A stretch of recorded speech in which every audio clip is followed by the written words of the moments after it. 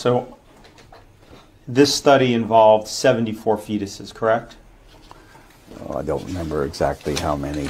Turn to page 12 of the study.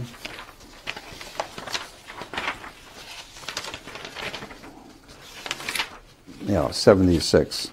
76. Mm-hmm. And these fetuses were all 3 months or older when aborted, correct? Yes.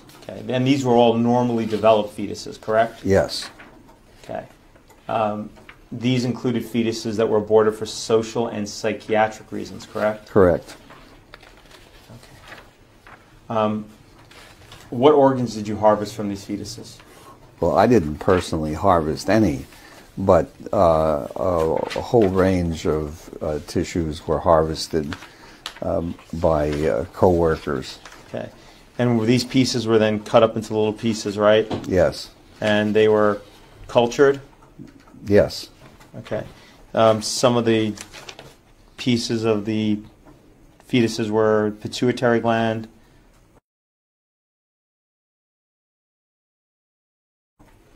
That were chopped up into pieces to. Mm-hmm. Okay. Included the lung of the fetuses. Yes. Okay. Included the skin. Yes. Kidney. Yes. Spleen. Yes. Heart. Yes. And tongue. I don't recall, but yeah, probably yes. So I just want to make sure I understand. In your entire career, and this was just one study, so I'm going to ask you again. In your entire career, how many fetuses have you worked with? Well, I don't remember the exact number, but quite a few when we were studying them originally, before we decided to use them to make vaccines. Do you have any sense? I mean, this one study had 76. How many other studies did you have that you used aborted fetuses for? Oh, I don't remember how many. You're aware? Are you aware that one of the objections to vaccination by the plaintiff in this case is the inclusion of aborted fetal tissue in the development of vaccines, and the fact that it's actually part of the ingredients of vaccines?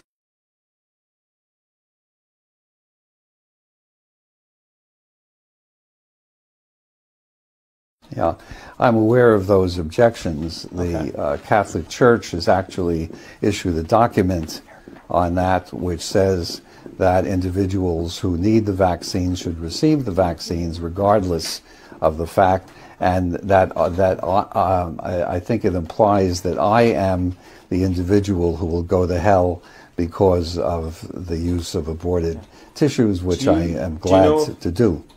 Okay. Do you know if the mother is Catholic? I have no idea. Okay. But she should consult her priest. If she has if she's in fact Christian, I guess, right? In any event, so we got 76 in this study. Would you approximate it's been a few hundred fetuses? Oh no, I don't think it was that many. Okay. It was probably not many more than in this paper. Uh-huh. And I should stipulate that we had nothing to do with the cause of the abortion. Mm-hmm.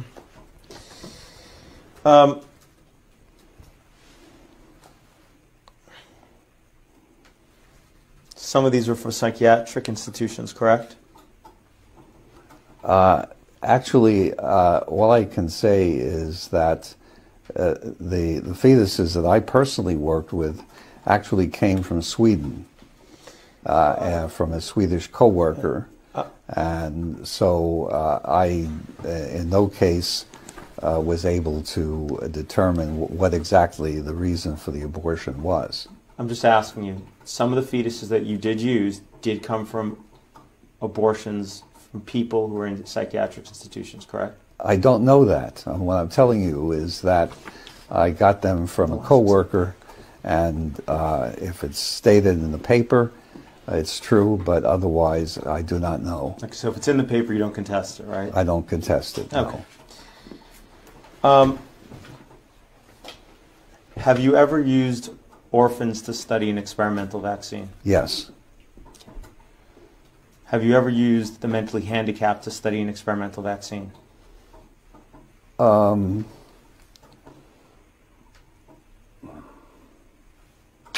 I don't recollect ever doing studies in mentally handicapped individuals. At the time, in the 1960s, it was not an uncommon practice. So,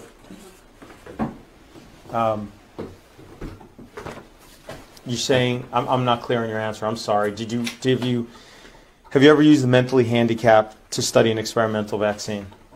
What I'm saying is I don't recall specifically having done that, but that in the 1960s it was not unusual to do that, and I wouldn't deny that I may have done so. Okay. There's an article entitled Attenuation of RA27.3 Rubella Virus in WI38 Human Diploid Cells. Are you familiar with that article? Yes. In that article, one of the things it says is 13 seronegative, mentally retarded children were given RA27.3 vaccine. Okay, well, then that's, in that case, that's what I did. Okay. Have you ever expressed that it's better to perform experiments on those less likely to be able to contribute to society, such as children with handicap, than with children without or adults without handicaps? I don't remember specifically, but it's possible. And again, I repeat that in the 1960s, that was more or less common practice. I've since changed my mind, but that was a long time ago.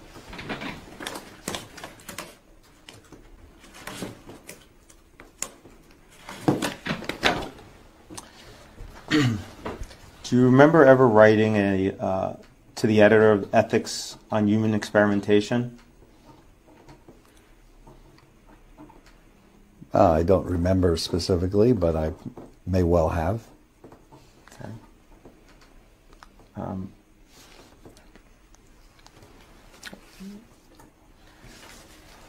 mark this. Yeah. I'm going to hand you what's marked as Exhibit 43. Do you recognize this letter you wrote to the editor? Yes. Okay. Did you write this letter? Yes. Okay. This is one of the things you wrote. The question is whether we are to have experiments performed on fully functioning adults and on children who are potentially contributors to society, or to perform initial studies in children and adults who are human in form but not in social potential. Yes. Okay. It may be objected that this question implies a Nazi philosophy, but I do not think that it is difficult to distinguish non-functioning persons from members of ethnic, racial, economic, or other groups. Mm-hmm. Okay.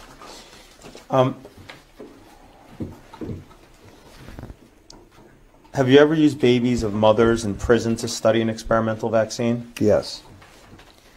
Have you ever used individuals under colonial rule to study an experimental vaccine? Yes. Okay.